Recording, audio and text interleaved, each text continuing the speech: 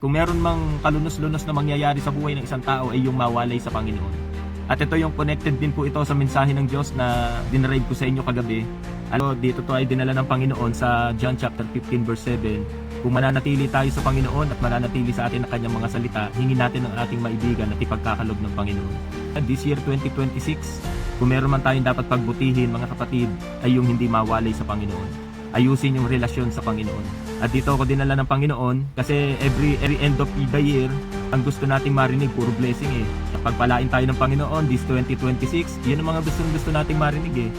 Merong susi para tayo pagpalain ng Panginoon. Kung gusto natin ng pagpapala, manatili tayo sa Panginoon. Huwag tayong aalis sa Panginoon, huwag tayong wawalay sa Panginoon. Kapag ikaw ay nagpopolo at sumala yung iyong pagbibitones sa simula pa lang, hanggang dulo, mali na yan.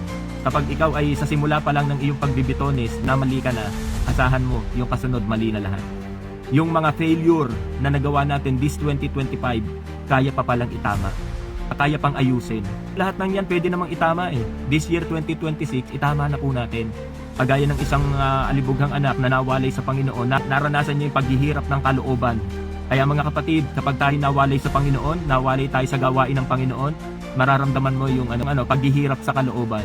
Na parang meron nag-i-struggle sa puso mo na bakit ganun ang ginawa ko at bakit mali yung aking naging desisyon. Kaya mga kapatid, this year 2026, meron tayong kailangan gawin. Kung gusto mo ng blessing, manatili tayo sa Panginoon, manatili sa atin ang kanyang mga salita.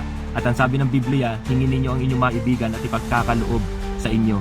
So mga kapatid, manatili tayo sa Panginoon and blessing will follow. Hallelujah, this year 2026. Amen po ba?